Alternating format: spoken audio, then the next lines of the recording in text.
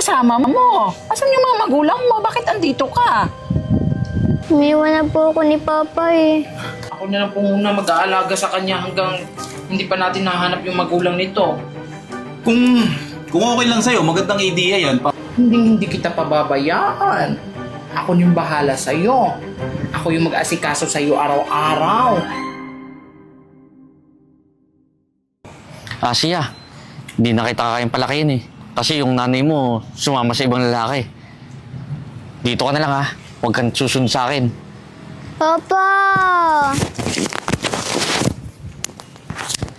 Balot? Bili na kayo ng balot, oy! Mainit pa to! Ay, uy, may bata. Uy, Ineng.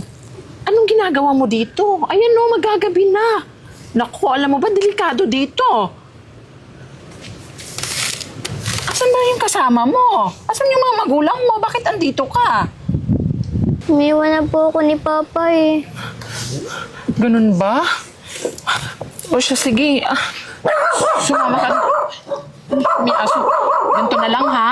Napakadelikado dito, kaya mas mabuti pa siguro sumama ka sa akin. Huwag ka mag-alala kasi mapagkakatiwalaan naman ako eh. Pupunta tayo ng barangay ha, magre-report tayo. Halika na. Halika na. Diyos ko, delikado dito. Ano ka ba? Kap! Kap! Oh, Marimar, anong nangyari? Kap, may i-report sana ako sa iyo, Kap. Habang naglalako kasi ako ng balot dito sa sa buong bayan natin, dito sa barangay natin. May nakasalubong kasi akong bata. Isang bata nakita ko doon, mag-isa. At sabi niya, iniwan daw siya ng tatay niya. Kap, hindi naman maatid ng konsensya ko, nahayaan na lang yung bata. Kaya gusto ko sana i-report sa'yo dito para mahanap mo yung magulang nila. Niya sige, pala. sige. Iha, alam mo ba kung anong pangalan ng tatay mo? Jeboy po. Jeboy Cruz?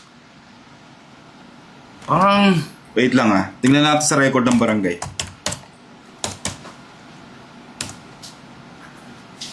Naku, Marimar. Walang record yung pangalan ng tatay dito sa barangay eh.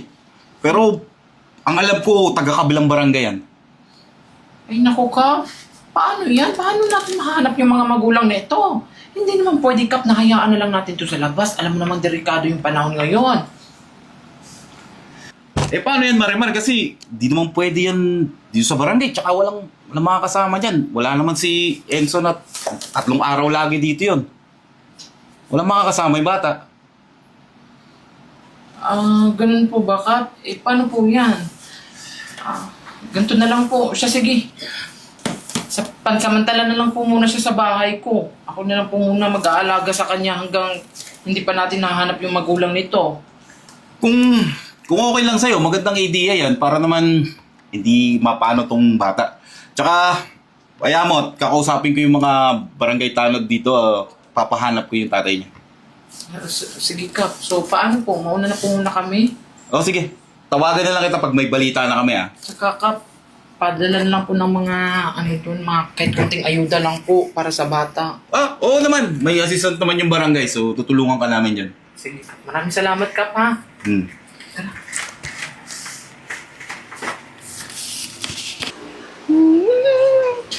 Ayan, ang sarap ng pagkain na to. Sigurado ako magugustuhan to ng anak ko. Ay, may tumatawag. Sino ito? Si Kapitan. O, Kap! Natatawag kayo, Kap? Gusto ko lang balita sa'yo na di pa rin namin nahahanap yung magulang ng bata eh. Pinagtatanong-tanong na namin kaso matagal na daw lumipat eh. Ako, Kap. Walang problema yun, Kap. Ayos lang sa akin, tsaka maayos naman yung bata dito.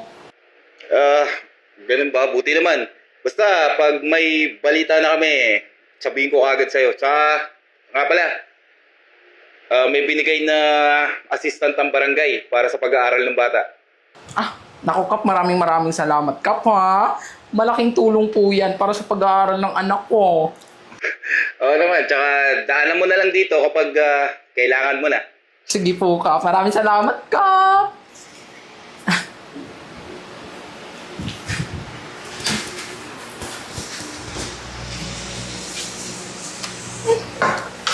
sibuyas dito. Ay, eto, hindi ko pa nalagyan.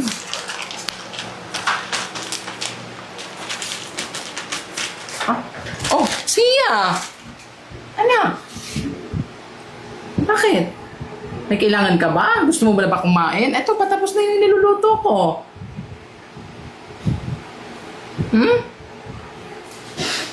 Alam mo, anak, alam ko naman na nalulungkot ka eh. Huwag ka na masa. Tsaka, alam mo, kahit na hindi mo naman kasama yung mga magulang mo, andito naman ako eh. Andito naman si Mami Marimar ganda. Tsaka, hindi kita pababayaan. Ako yung bahala sa'yo. Ako yung mag-asikaso sa'yo araw-araw. Tsaka, pagsisikapin ko na makapagtapos ka ng pag-aaral. Gagawin ni Mami lahat. Sisikapin niya maabot lahat ng mga pangarap mo. Tsaka, mamahalin kita ng parang totoo at tunay kong anak. Huwag ka masadha. Huwag na masadha pa yung baby. Yung mga niluto natin, anak. Oh my gosh. O siya, sige, bumalik ka muna doon kasi maghahain na ako, ha? Sige. Ang cute-cute talaga ng baby girl ko. May anak na si Mami Marimar. Ay, anak, ang daming tao pa. Parating na yan dito, oh. Naku, anak, oh, tingnan mo naman yung ulam natin, oh. Paubos na, tsaka yung balot natin. May araw pa yan, ha, pero naubos na yung balot natin.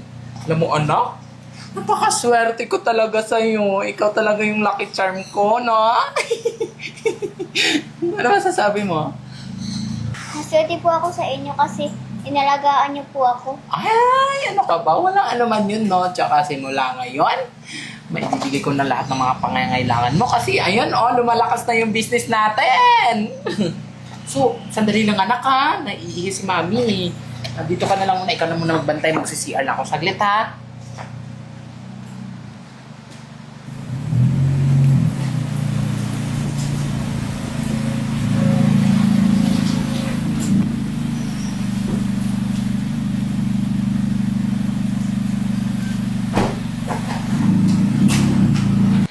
Sia! Sia! Sia, ikaw nga! Naku! Sia! Sino po kayo? Ako to! Ako yung nanay mo! Ah, miss? Excuse me lang ha. Bakit mo hinawakan yung anak ko? Sino ka? Ako yung totoong nanay ni Zia. So ikaw yung... So ikaw yung nanay ng anak ko? At anong ginagawa mo dito? Nandito ako para kunin si Zia.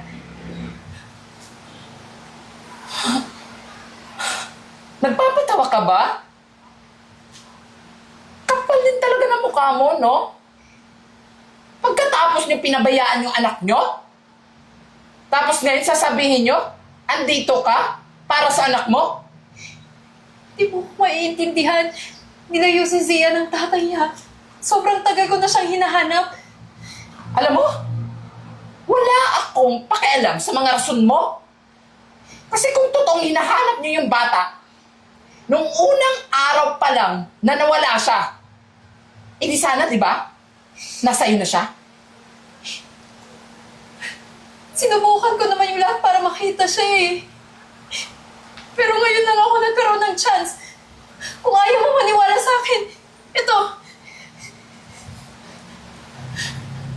May picture ako niya.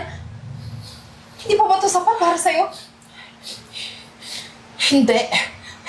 Hindi ko ibibigay sa yung anak ko. Ako ang nag-alaga sa anak ko. At hindi ko siya hayaan na basta-basta nalang isusuli sa'yo. Kahit magkano babayaran kita, makuha ko lang ulit yung anak ko. Please! Tingin mo ba? Matutumbasan ng kahit anong halaga para na ibalik ko sa'yo itong anak ko? Alam mo, nagsasayang ka lang ng oras mo dito. Kung ako sa'yo, umalis ka na lang kasi wala ka nang mapapala dito. Umalis ka na!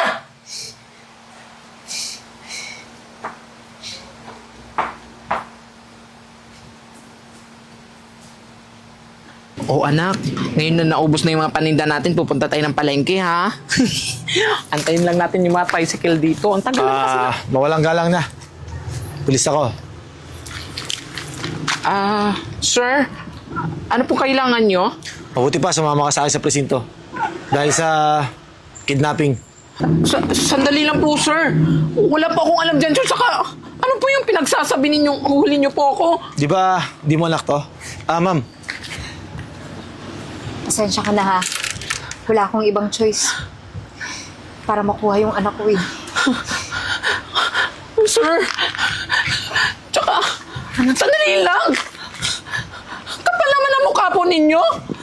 Pagkatapos ko pong alagaan yung anak nyo? Sir, pwede ba manahimik ka na? Kidnapping po yung ginagawa nyo. Hindi mo po siya tunay na anak. Sir, hindi nyo po kasi ako naiintindihan, sir eh. Sir, kahit ano pong sabihin natin, hindi nyo pa rin tunay na anak yan. Mananagot pa rin kayo sa batas. Mabuti pa sumama ka na sa akin. Bitaw mo yung bata. Oh, why ni mama ko? Zia, ako yung totoo mong mama. Sumama ka na sa akin.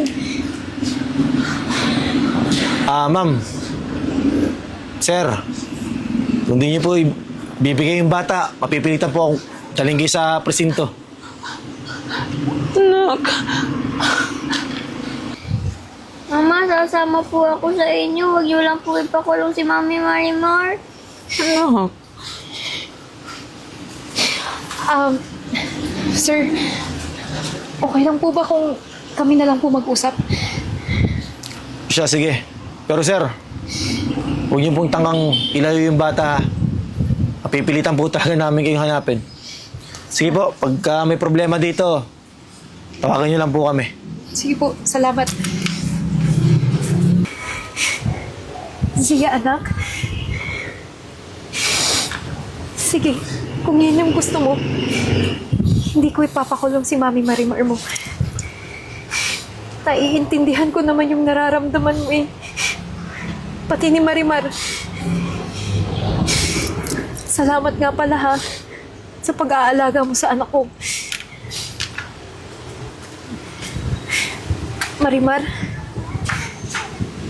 kung gusto mo, pagtulungan nating palakihin si Zia. Alagaan natin. Talaga po. Oo naman.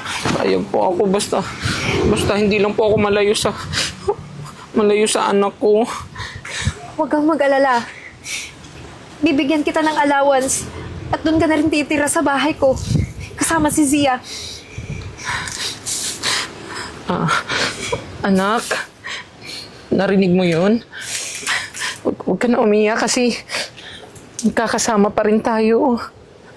Nagkakasama pa rin tayo, anak. Hindi tayo maghihiwalay. Maraming salamat po. Pwede ko namang mayakap si Zia. Anak,